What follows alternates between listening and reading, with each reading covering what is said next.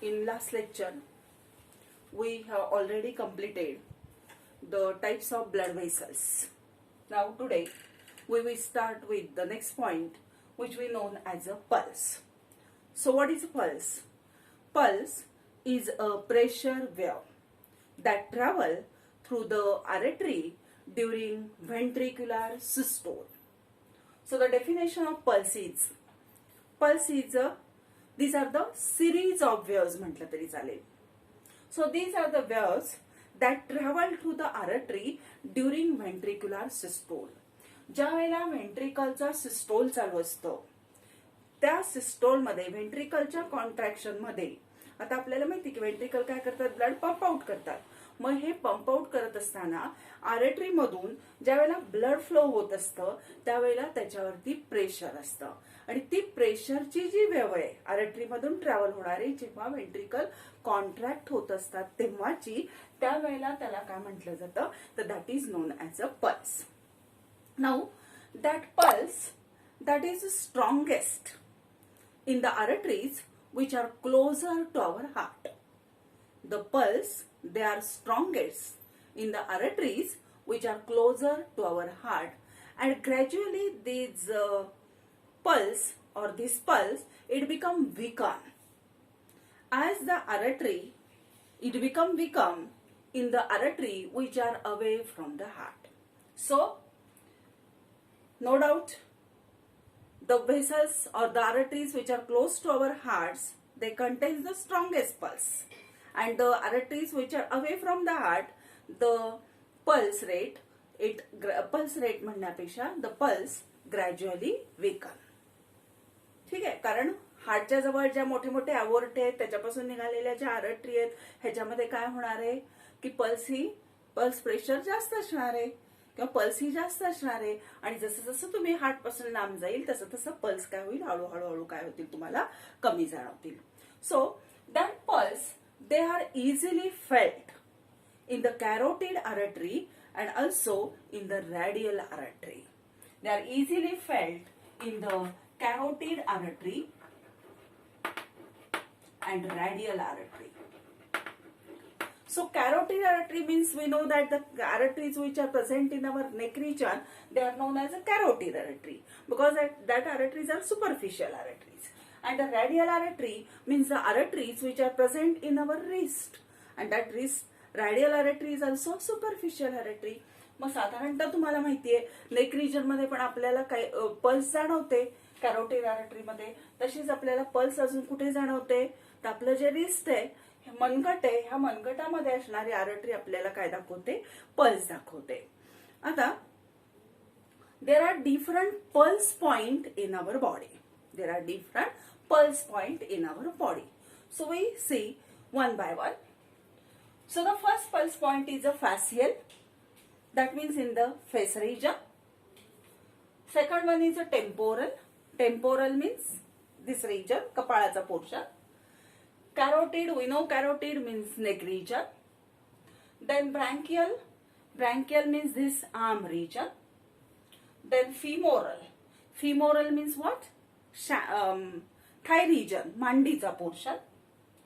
Radial means wrist region, मनगट.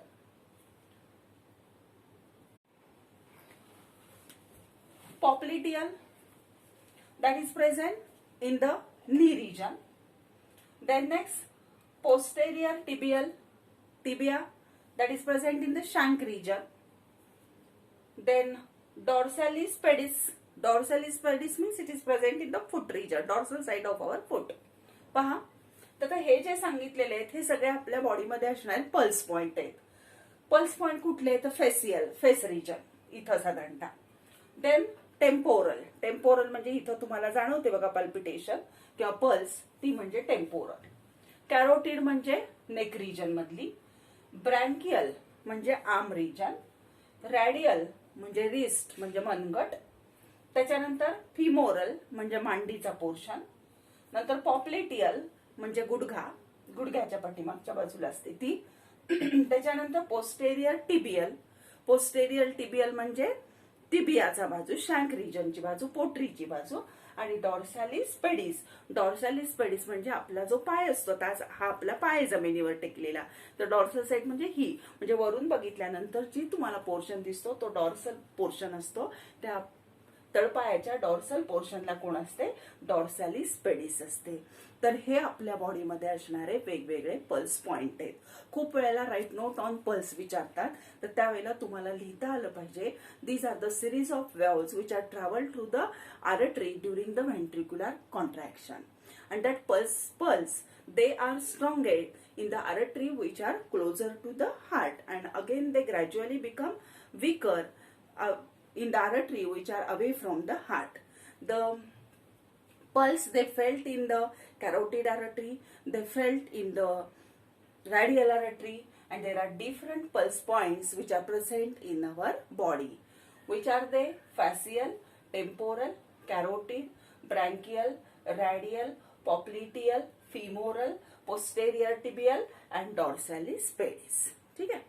आता ह्याच्यानंतर सगळ्यात महत्वाचं म्हणजे काय, तर pulse rate is equal to heart rate. Ventricular सिस्टोलच्या वेळेला ट्रॅव्हल होणारी जर ही प्रेशरची वेव असेल, तर व्हेंट्रिकल किती वेळेला एका मिनिटाला कॉन्ट्रॅक्ट होतं आपल्याला माहितीये. किती वेळेला होतं? 72 बीट्स असतात. म्हणजे एक लक्षात घ्या, pulse wave is equal to heart rate.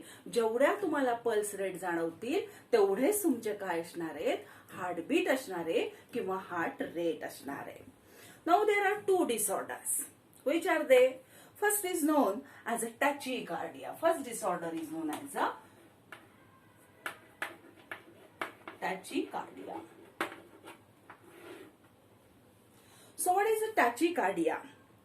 When the pulse rate is higher than the normal heartbeat. That means it is above the 100 beats per minute. 100 beats per minute. That disorder is known as a tachycardia. So, tachycardia means when the pulse rate is higher than the normal heartbeat, that means they are above the 100 beats per minute, then such a disorder is known as a tachycardia. Normal heartbeat आपल्याला पर मिनिटचे 72 beats असतात हे माहितीये, पण काही लोकांच्या मध्ये हे beats 72च्या ऐवजी 100 पर मिनिट पडतात. मग असं जर असेल, लगेचच 72चे 74 झाले, 74चे 80 झाले, असं जर असेल तर आपण त्याला टॅचिकार्डिया ही डिसऑर्डर आहे असं म्हणू शकत नाही. पण रेग्युलर त्याचे बीट जर 100 बीट्स पर मिनिट किंवा अबाव 100 बीट्स पर मिनिट असं जर हार्टबीट होत असतील तर त्या डिसऑर्डरला म्हटलं जातं tachycardia. And the second disorder is a ब्रॅडिकार्डिया.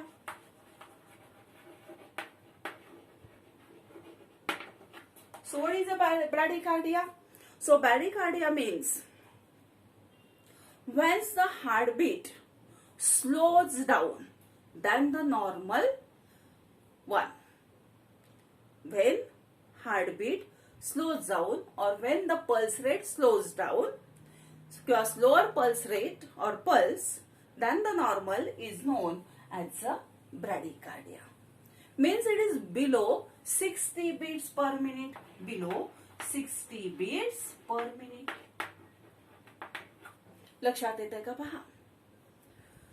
लगेचच 72 बीटचे लगेचच 70 झाले, 69 झाले की त्याला ब्रॅडिकार्डिया असं म्हणता येत नाही. तर ते साधारणतः 60 पेक्षा जर कमी पडत असतील पर मिनिटला तर त्याला आपण काय म्हणू शकतो? ब्रॅडिकार्डिया. म्हणजे नॉर्मल हार्टबीट पेक्षा पर मिनिट बीट्स हे 100 बीट्स पर मिनिट पेक्षा जास्त होत असतील तर तीच डिसऑर्डर असते tachycardia. And when there is a decrease in the heartbeat that is below 60 beats per minute, then such a disorder is known as a bradycardia. लक्षात येत आहे? ह्याला म्हटलं जातं ब्रॅडिकार्डिया. आता ह्याच्यानंतर पुढचा पॉइंट आपल्याला शिकायचा सुरुवात करायची आहे आणि तो आहे blood pressure.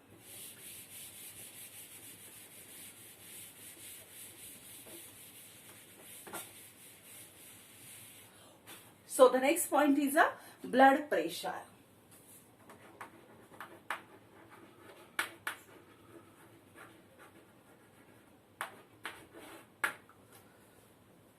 So What is blood pressure? So definition of blood pressure is the pressure exerted by blood on the wall of blood vessel. Pressure exerted by the blood on the wall of blood vessel, that is known as a blood pressure. लक्षात येते का पहा. Suppose this is our blood vessel,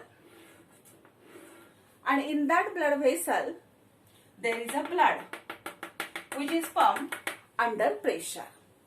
During that pressure or during that flow, it creates the pressure on this side.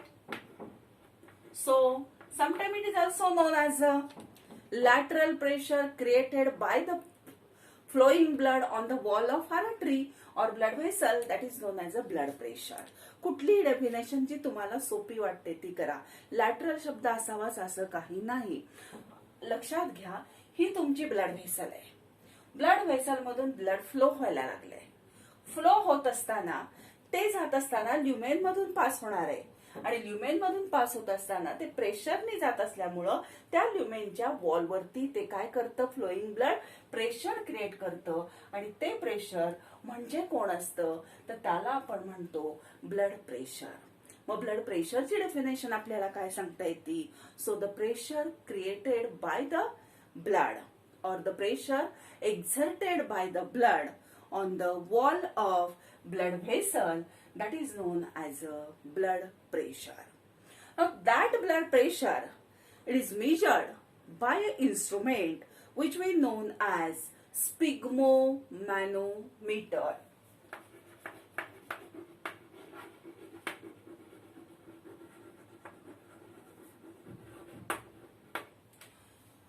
So sphygmomanometer is an apparatus by which we can measure the blood pressure. लक्षात येत आहे.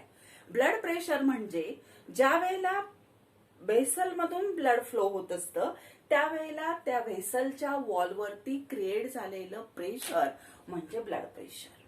आणि हे blood pressure आपण कशाच्या साह्याने मोजतो ते का इन्स्ट्रुमेंटच्या साह्याने आपण मोजतो. ते इन्स्ट्रुमेंट कुठलं तर त्याला आपण म्हणतो sphygmomanometer. And that blood pressure it is measured in the arteries. आपण कशात ते मोजतो, that is measured in the artery. Now the next point is arterial blood pressure.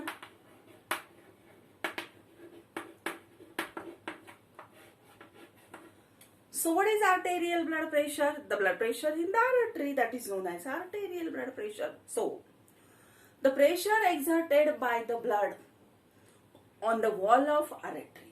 इथं मी डेफिनेशन सांगितली. Pressure exerted by the blood on the wall of blood vessel, that is blood pressure. मी तिथं blood vessel शब्द वापरला. आता मी इथं शब्द कुठला वापरणार आहे, artery. So the pressure exerted by the blood on the wall of artery is known as arterial blood pressure. And that arterial blood pressure is of two types. That arterial blood pressure is of two types. First is known as a systolic blood pressure. And second one is known as a diastolic blood pressure. Arterial blood pressure means the blood pressure inside the artery, and that is of two types. First is a systolic blood pressure. It is known as a SP, that is the systolic pressure. So what is a systolic blood pressure? So systolic blood pressure means the pressure exerted by the blood on the wall of artery during ventricular systole. Clear? लक्षात येते तुमच्या. Arterial blood प्रेशरचाच हा एक point आहे ज्याला आपण systolic blood pressure किंवा SP म्हणतो. सिस्टोल ह्या शब्दाचा अर्थ तर तुम्हाला माहितीये. सिस्टोल म्हणजे काय तर कॉन्ट्रॅक्शन. मग आता पहा, ह्याची डेफिनेशन मी तुम्हाला सांगितली. Pressure exerted by the blood on the wall of artery during ventricular systole. मग इथं शब्द कुठला महत्वाचा आहे, व्हेंट्रिक्युलर सिस्टोल. म्हणजे ज्या वेळेला व्हेंट्रिकलर सिस्टोल असतं, व्हेंट्रिकलचं कॉन्ट्रॅक्शन होत असतं, त्यावेळेला त्या आर्टरीमध्ये त्या ब्लडनी एक्झर्ट केलेलं प्रेशर म्हणजे कुठलं प्रेशर आहे तर त्याला आपण म्हणतो सिस्टोलिक ब्लड प्रेशर. आणि हे जे सिस्टोलिक ब्लड प्रेशर आहे हे नॉर्मल हेल्दी ऍडल्ट मध्ये तुम्ही बघितलं तर that is about 120 mm of HG. Blood pressure कशात मोजतात? MM ऑफ HG मध्ये मोजतात. त्यामुळे अडल्ट हेल्दी पर्सनचं तुम्ही सिस्टोलिक ब्लड प्रेशर जर मेजर केलं तर ते किती असतं? तर ते असतं 120 mm ऑफ HG. ठीक आहे, हे झालं सिस्टोलिक ब्लड प्रेशर. त्याच्यानंतर पुढचा पॉइंट आपल्याला शिकायचा आहे, त्याचा दुसरा टाईप आपल्याला शिकायचा आहे डायस्टोलिक ब्लड प्रेशर, डीपी म्हणतात त्याला. So diastolic blood pressure, that is a type of arterial blood pressure. So that is also the pressure exerted by the blood on the wall of artery during ventricular diastole. मग इथं शब्द कुठला महत्वाचा आहे? ventricular diastole. Ventricle ज्या वेळेला relax असतात त्यावेळेला त्या व्हेंट्रिकलने केवढं प्रेशर क्रिएट केलेलं आहे त्या प्रेशरला आपण म्हणतो डायस्टोलिक ब्लड प्रेशर. म्हणजे सिस्टोलिक ब्लड प्रेशर म्हणजे आर्टरी मध्ये असणारं ब्लड प्रेशर ज्या वेळेला व्हेंट्रिकल कॉन्ट्रॅक्ट होतात ते. आणि डायस्टोलिक ब्लड प्रेशर म्हणजे कुठलं ब्लड प्रेशर तर ते सुद्धा आर्टरी मध्येच असलेलं ब्लड प्रेशर ज्या वेळेला व्हेंट्रिकल काय होत असतं? कॉन्ट्रॅक्ट होत असतं. आणि diastolic blood pressure in case of adult healthy person is 80 mm of Hg. Systolic blood pressure is 120 mm of Hg and diastolic blood pressure is 80 mm of Hg. So blood pressure is equal to SP by dP. So BP is equal to, blood pressure is equal to SP 120 and DP किती असतं? 80. मग 120 80 mm of Hg हे adult healthy पर्सनचं normal blood pressure असतं. वरची संख्या म्हणजे काय झालं? सिस्टोलिक ब्लड प्रेशर आणि खालचा आकडा म्हणजे काय झाला? Diastolic blood pressure. आणि ह्या दोघांना मिळून आपण काय म्हणतो? Arterial blood pressure. Arterial blood pressure म्हणजे ब्लड फ्लो होत असताना आर्टरी मध्ये क्रिएट झालेलं प्रेशर. ते दोन प्रकारचं, सिस्टोलिक आणि डायस्टोलिक. सिस्टोलिक म्हणजे एसपी, की ज्या वेळेला व्हेंट्रिकलचा सिस्टोल असतो, कॉन्ट्रॅक्शन असतो, त्यावेळेला तयार झालेलं आर्टरी मधलं ब्लड प्रेशर आणि ते किती असतं? 120 mm ऑफ Hg असतं. आणि डायस्टोलिक ह्या शब्दाचा अर्थ काय सांगितला की डायस्टोलिक ब्लड प्रेशर म्हणजे सुद्धा आर्टरी मध्ये तयार झालेलं ब्लड प्रेशरच असतं. आणि हे ब्लड प्रेशर किती असतं? तर 80 mm ऑफ Hg. मग नॉर्मल हेल्दी पर्सन मध्ये तुम्ही ब्लड प्रेशर किती आहे पाहिलं तर जनरली ते कसं लिहितात? ब्लड प्रेशर किती असतं? तर 120 80 mm ऑफ Hg. 120 हे सिस्टोलिक प्रेशर असतं आणि 80 mm ऑफ Hg हे कुठलं प्रेशर असतं? डायस्टोलिक प्रेशर असतं. आता आणखीन एक पॉइंट ह्याच्यामध्ये आपल्याला एक्सप्लेन करायचा आहे, तो म्हणजे पल्स प्रेशर. पुढचा पॉइंट ह्याच्यातला काय? Pulse pressure. पल्स प्रेशर म्हणजे काय? पल्स प्रेशर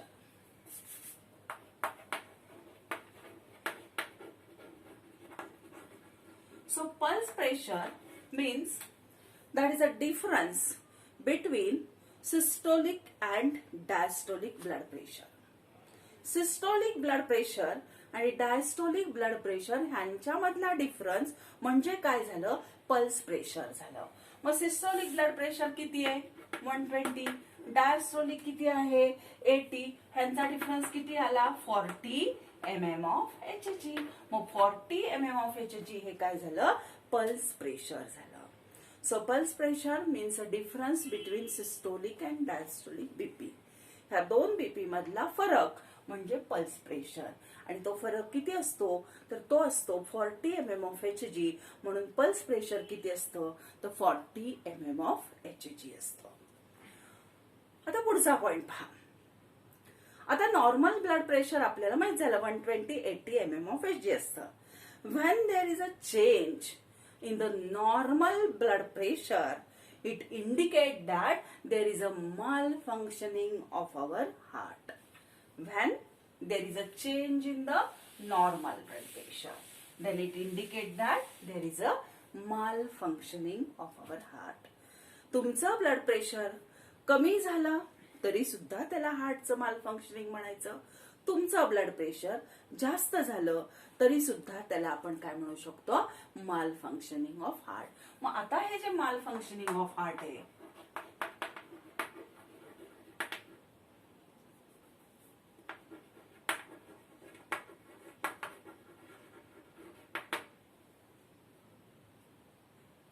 आता हे जे माल फंक्शनिंग ऑफ हार्ट आहे हे कशामुळे होतं, काय कारण आहेत त्याची, ते एक एक करू आपण बघूया.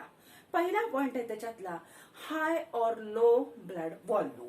पहिला पॉइंट आहे हाय और लो ब्लड वॉल्यूम. पहा, ब्लड व्हॉल्यूम जर वाढला, 5 लिटर पेक्षा बॉडीमध्ये ब्लड जास्त झालं तर ब्लड प्रेशर काय होईल, इन्क्रीज होईल. आणि समजा 5 लिटर पेक्षा कमी झालं तर ब्लड प्रेशर काय होईल, डिक्रीज होईल. म्हणजे तुमच्या हार्टचं काय सुरू झालं, माल फंक्शनिंग झालं. So the first point is a high or low blood volume. दुसरा पॉइंट घ्या, arteriosclerosis. Second one is known as arteriosclerosis. आता आर्टेरिओस्क्लेरोसिस म्हणजे काय, तर hardening of our arteries. Arteries काय होतात, आपल्या हार्डन होतात. किंवा त्याला आणखीन आपण असं म्हणू शकतो, in elasticity of our artery. आपल्या आर्टरीच्या काय इन इलास्टिसिटी झाली. कसं असतं, ही समजा आपली आर्टरी आहे, तर ह्या आर्टरीमध्ये तुम्हाला माहितीये की आता आपण ह्याची हिस्टॉलॉजी शिकलोय. हिस्टॉलॉजीमध्ये त्याच्यामध्ये जो मीडिया असतो, ह्या मीडियामध्ये तुम्हाला माहिती इलास्टिक फायबर्स असतात आणि हे इलास्टिक फायबर इलास्टिसिटी दाखवतात. त्यामुळे प्रेशरने जरी ब्लड आलं तर आर्टरी हा इलास्टिक असल्यामुळं आरामात त्याच्यामधून ब्लड पास होतं. पण ह्या इनइलास्टिक जर झाल्या तर त्याची जी ल्युमेन आहे ती काय होणार आहे, ऍज इट इज ती राहील. आणि ल्युमेन तशीच राहिल्यामुळं प्रेशरनी ब्लड त्याच्यामधून जाणार नाही. मग तिथं इन इलास्टिसिटी झाली आहे किंवा हार्डन आपली ब्लड व्हेसल झाली तर काय होऊ शकतं, तर ब्लड प्रेशर वाढतं. मग ब्लड प्रेशर वाढलं तरी आपण काय म्हणतो, माल फंक्शनिंग झालं असं म्हणतो. त्याच्यानंतर अथेरोस्क्लेरोसिस. दोघांच्या मध्ये फरक आहे, लक्षात ठेवा. आर्टेरिओस्क्लेरोसिस म्हणजे सांगितलं इनइलास्टिसिटी ऑफ आर्टरी किंवा आपण काय पाहिलं, हार्डनिंग ऑफ आर्टरी. आता पुढचा पॉइंट काय आहे त्याच्यामधला, atherosclerosis. Third one.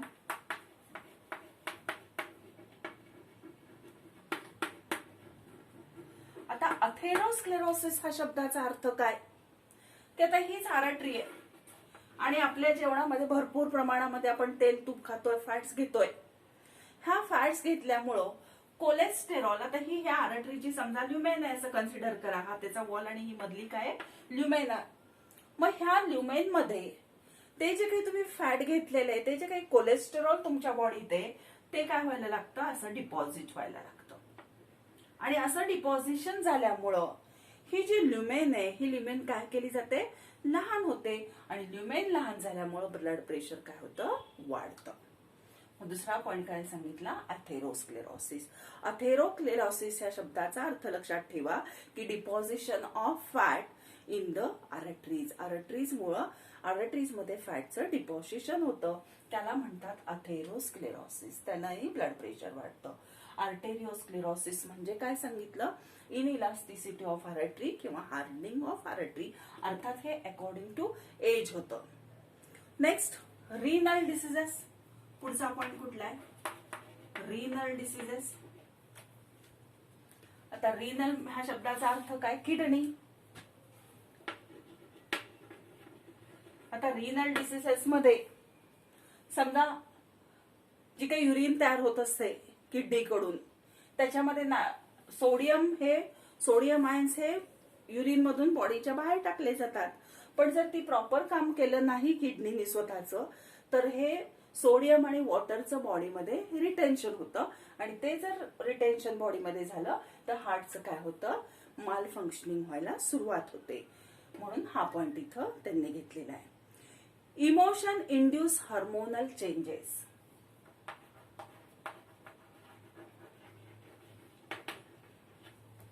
Emotion induced hormonal changes. ह्या शब्दाचा अर्थ काय बा? समजा तुम्हाला एकदम खूप जोरात भीती वाटली कशाची. भीती ज्या वेळेला तुम्हाला वाटते त्यावेळेला तुमच्या बॉडीमध्ये हार्मोन सिक्रेट होतं एक ऍड्रेनालिन नावाचं. आणि हे जर ऍड्रेनालिन बॉडीमध्ये सिक्रेट झालं तर आपलं ब्लड प्रेशर भरपूर प्रमाणामध्ये वाढतं. मग वाढलं की आपण त्याला काय म्हणतो? डिसऑर्डर म्हणतो. म्हणून ते म्हटलेलं इमोशन इंड्युस्ड हार्मोनल चेंजेस. आणि शेवटचा पॉइंट त्याच्यात घेतलाय ओबेसिटी. ओबेसिटी लठ्ठपणा. लठ्ठपणा आहे त्याच्यामध्ये फॅट डिपॉझिट असतं, त्यामुळं माल फंक्शनिंग हे हार्टचं होतं. मग माल फंक्शनिंग ह्या शब्दाचा अर्थ मी काय सांगितला की ब्लड प्रेशर इन्क्रीज झालं किंवा डिक्रीज झालं तर त्याला आपण माल फंक्शनिंग ऑफ हार्ट म्हणतो. आणि माल फंक्शनिंग ऑफ हार्ट होण्याची कारणं कुठली कुठली सांगितली आहेत तर हाय लो ब्लड व्हॉल्यूम. रक्ताचं प्रमाण वाढलं तरी ब्लड प्रेशर वाढतं. रक्ताचं प्रमाण कमी झालं ब्लड प्रेशर कमी होतं. आर्टेरिओस्क्लेरोसिस. आर्टरी हार्डन झाल्यामुळे ब्लड प्रेशर वाढतं. अथेरोस्क्लेरोसिस. आर्टरीमध्ये फॅटचं डिपॉझिशन झालं तरी ब्लड प्रेशर वाढतं. Renal diseases. सोडियम आणि वॉटरचं रिटेन्शन बॉडीमध्ये होतं आणि हार्टचं ऍबनॉर्मल फंक्शनिंग होतं.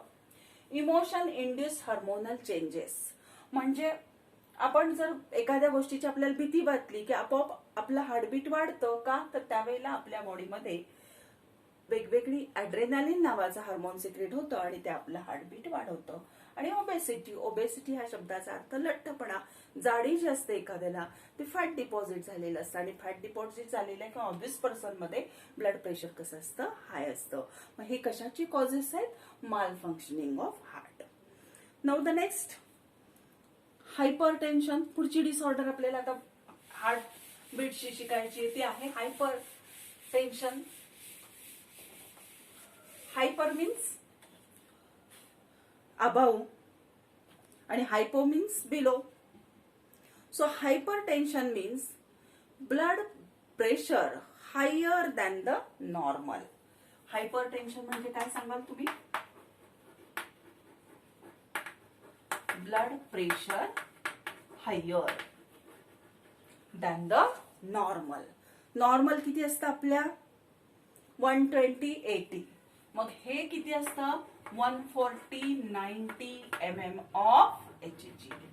When the blood pressure is higher than the normal blood pressure, then that disorder is known as hypertension and that is 140/90 mm of Hg. त्याच्यामध्ये systolic BP 140 होतं आणि diastolic 90 होतं. आणि हायपोटेन्शन म्हणजे काय असेल सांगा बघू आता. हायपो म्हणजे काय? Below. So when the blood pressure is lower, when the blood pressure is lower than the normal पेक्षा ते जर लोअर असेल तर त्यावेळेला त्याला आपण म्हणतो हायपोटेन्शन. आणि ते असतं 90/60 mm of Hg. म्हणजे त्याच्यामध्ये सिस्टोलिक बीपी होतं 90 आणि डायस्टोलिक बीपी होतं 60. लक्षात येतंय? हायपरटेन्शन म्हणजे बीपी हायर. हायपोटेन्शन म्हणजे BP lower than the normal. Hypertension मध्ये 140/90 mm of Hg आणि हायपोटेन्शन मध्ये 90/60 mm of Hg. ठीक आहे? हे 2 पॉइंट झाले. आता हायपो आणि हायपरटेन्शन होण्याचे आपल्याला फॅक्टर्स पाहिजेत. So the next point is a factors affecting on the blood pressure. Next point is factors affecting on BP.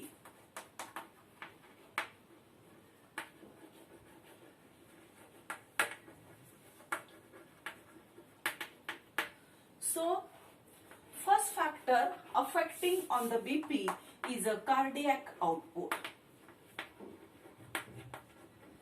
First factor affecting on the blood pressure is a cardiac output.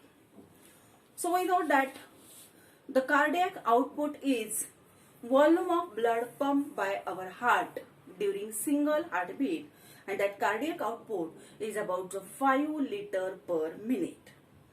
As cardiac output increases, the blood pressure increases. So cardiac output is directly proportional to the blood pressure. आपल्या सगळ्यांना हे माहिती आहे. Cardiac output म्हणजे काय? Cardiac output म्हणजे एका मिनिटाला आपलं हार्ट किती ब्लड पंप करतं? किती करतं? 5 लिटर. मग 5 लिटरच्या ऐवजी 6 लिटर पंप केलं तर ब्लड प्रेशर काय होईल? वाढेल. मग कार्डियाक आउटपुट वाढलं की ब्लड प्रेशर काय होतं? वाढतो. So the cardiac output is directly proportional to the blood pressure. Now the second is a peripheral resistance. Peripheral resistance. So peripheral resistance means resistance of artery to the blood flow. Resistance of artery to the blood flow. Now that peripheral resistance, it is depend upon decrease in the diameter of blood vessels. It is depend upon the diameter of blood vessel.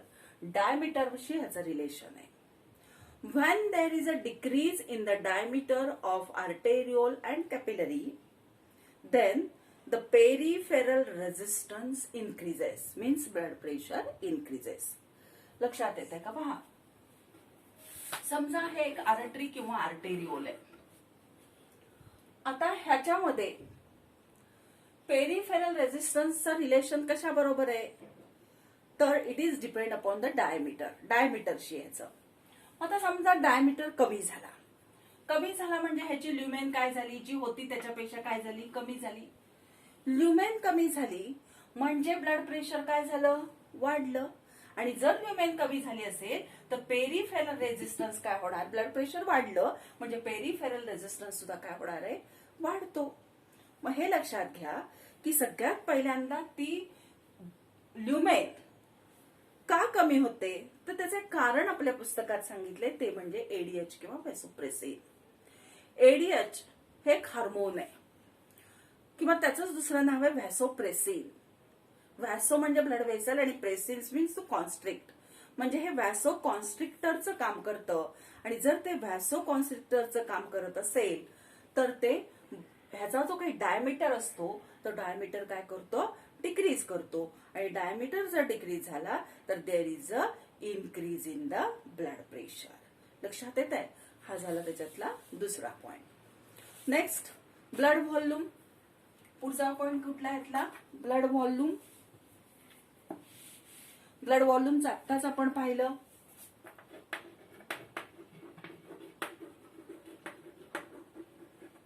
Blood volume जर वाढला तर blood pressure काय होतं?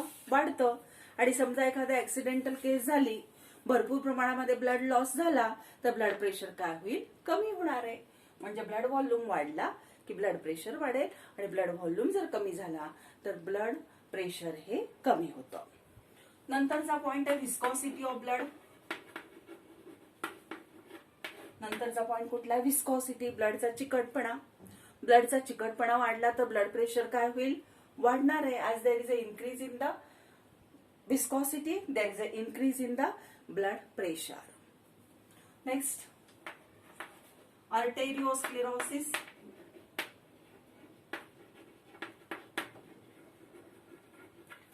Arteriosclerosis म्हणजे मगाशीच मी तुम्हाला सांगितलं की अकॉर्डिंग टू एज, जसं जसं आपलं वय वाढेल तसं तसं आपल्या आर्टरीज काय होतात? हार्डन होतात किंवा इनइलास्टिक होतात. आणि त्या जर हार्डन किंवा इनइलास्टिक झाल्या तर ब्लड प्रेशर त्याच्यामध्ये काय होतं? वाढतं.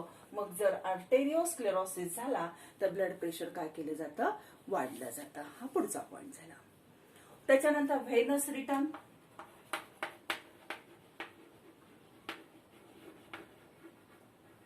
व्हेनस रिटर्न ह्या शब्दाचा अर्थ काय? तर amount of blood brought towards the heart or to the heart via the veins per unit time. So volume of blood carried towards the heart by the veins per unit time. Veins ने heart कडे नेलेलं blood per unit time ला त्याला म्हटलं जातं Venus return. and that venous return is directly proportional to the blood pressure.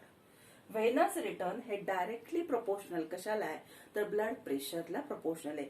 Venous return वाढला की blood pressure आपलं वाढतं. Then next length and diameter of blood vessel. Blood व्हेसलचं लेंथ आणि ब्लड व्हेसलचा डायमीटर. ब्लड व्हेसलची जर लेंथ वाढली तर ब्लड व्हेसलची जर लेंथ वाढली तर ब्लड प्रेशर वाढतं. So blood pressure is directly proportional to the length of the blood vessel. ठीक आहे. नंतर काय डायमीटर. आता डायमीटरचं आत्ताच सांगितलं व्हॅसो कॉन्स्ट्रिक्शन आणि व्हॅसो डायलिटर. जर ब्लड व्हेसल कॉन्स्ट्रिक्ट झाल्या आहे त्याच्यापेक्षा डायमीटर कमी झाल्या, as there is a vasoconstriction then there is a increase in the blood pressure, and as there is a vasodilator म्हणजे आहे त्याच्यापेक्षा डायमीटर त्याचा मोठा झाला, व्हॅसोडायलेशन झालं तर मात्र ब्लड प्रेशर काय होतं कमी होतं. कॉन्स्ट्रिक्ट झाला तर बीपी इन्क्रीज होतं, डायलेट झाला ब्लड व्हेसल तर ब्लड प्रेशर काय होतं डिक्रीज होतं. That is about the diameter. Now gender. पुस्तकात पुढचा पॉइंट आहे तुमच्या जेंडर. आता मेल आणि फिमेल ह्यांच्यामध्ये रेग्युलरली तुम्ही हेल्दी पर्सनचा जर विचार करत असाल तर फिमेल मधला blood pressure that is slightly lower than the male before menopause. Before menopause जर तुम्ही एखाद्या फिमेलचं ब्लड प्रेशर बघितलं तर ते मेल पेक्षा कसं असतं डेफिनेटली ते कमी असतं. आणि आफ्टर मेनोपॉज जर तिचं बघितलं तर there is a risk of high blood pressure in case of female. म्हणजे इन जनरल जेंडरमध्ये तिथं लिहा की in case of female the blood pressure is a slightly lower than that of the male. हा एक पॉइंट त्याच्यामध्ये तुम्ही सांगू शकता. ह्याच्यानंतर आणखीन एक दोन पॉइंट तिथं तुम्ही सांगू शकता ते असे स्लीप असेल, इमोशन्स असतील. इमोशन तुम्ही जोरजोराने हसलात, रडलात, पळलात, बऱ्याच काही गोष्टीमध्ये आपल्याला आपण भावूक झालो तर अशा वेळेला आपलं ब्लड प्रेशर काय होतं वाढतं. एक्झरसाइज. तुम्ही खूप वेगाने एक्झरसाइज करत असाल, व्यायाम करताना आपल्याला माहितीये की आपण साधा जिना जरी चढायला लागलो तरी आपलं ब्लड प्रेशर काय होतं वाढतं. एन्झायटी. एन्झायटी म्हणजे एखाद्या गोष्टीची तुम्ही काळजी करायला लागलात तर काळजी केली तरी सुद्धा आपलं ब्लड प्रेशर वाढतं. काळजी केली तरी आपलं ब्लड प्रेशर वाढतं. आता परत एकदा पहा काय पाहत होतो आपण फॅक्टर्स अफेक्टिंग ब्लड प्रेशर. मग तो आयदर इन्क्रीज करणारा असू दे किंवा डिक्रीज करणारा असू दे. मग कार्डियक आउटपुट. कार्डियक आउटपुट हे डायरेक्टली प्रोपोर्शनल आहे. कार्डियक आउटपुट वाढलं की ब्लड प्रेशर वाढतं. Peripheral resistance. ह्याचं रिलेशन कशात सांगितलं मी त्याच्या ब्लड व्हेसलच्या डायमीटरची. ब्लड व्हेसलचा डायमीटर जर डिक्रीज झाला तर पेरिफेरल रेझिस्टन्स वाढतो. म्हणजे हे कसा प्रोपोर्शनल आहे peripheral resistance is inversely proportional to the blood vessel. Diameter कमी झाला पेरिफेरल रेझिस्टन्स वाढला. डायमीटर वाढला पेरिफेरल रेझिस्टन्स कमी होईल. नंतर ब्लड व्हॉल्यूम. ब्लड वाढलं बीपी वाढतं. ब्लड व्हॉल्यूम कमी झाला ब्लड प्रेशर कमी होतं. Directly proportional. विस्कॉसिटी. ब्लडचा चिकटपणा. ब्लड जर चिकट जास्त झाला तर ब्लड प्रेशर वाढतं. आर्टेरिओस्क्लेरोसिस. आर्टेरिओस्क्लेरोसिस मध्ये तुम्हाला आत्ताच सांगितलं होतं की मी आर्टरी जर आपल्या जास्त हार्डन झाल्या एजनुसार तर त्या जर हार्डन झाल्या इनइलास्टिक झाल्या तर ब्लड प्रेशर वाढतं. व्हेनस रिटर्न बद्दल मी सांगितलं. व्हेनस रिटर्न म्हणजे amount of blood brought towards the heart via the when per unit time. आणि जर व्हेनस रिटर्न हार्टकरचा वाढला तर ब्लड प्रेशर वाढतं. नंतर आपण पाहिलं length and diameter of blood vessel. जर लेंथ वाढली ब्लड व्हेसलची तर ब्लड प्रेशर वाढतं. आणि डायमीटर बद्दल पण मी आत्ताच तुम्हाला सांगितलं की व्हॅसो कॉन्स्ट्रिक्शन झालं, डायमीटर कमी झाला तर ब्लड प्रेशर वाढतं इथं सुद्धा. आणि डायमीटर जर जास्त झाला तर ब्लड प्रेशर कमी होतं. जेंडर बद्दल मी सांगितलं की फिमेल मध्ये ब्लड प्रेशर हे मेल पेक्षा स्लाइटली लोअर असतं. अर्थात हे कधी, जोपर्यंत तिचे मेन्सेस चालू आहे, तिच्यामध्ये मेन्स्ट्रुअल सायकल चालू आहे तोपर्यंत. एकदा का तिचा मेनोपॉज झाला तर त्याच्यामध्ये तिला सुद्धा high risk of high blood pressure हे तिच्यामध्ये सुद्धा असू शकतं. आणखीन ह्याला रिलेटेड आणखीन काही फॅक्टर आपण पाहिले. स्लीप आहे, इमोशन्स आहेत आपल्या, एक्झरसाइज आहे, एन्झायटी आहे. तर हे सगळे फॅक्टर्स आहेत which affect the blood pressure. मग ह्याच्यावरती write note on blood pressure विचारलं जाऊ शकतं. देन राईट किंवा which are the factors which affect on the blood pressure, अशाही गोष्टी त्याच्यावरती विचारल्या जाऊ शकतात. So that is about the factors affecting on the blood pressure.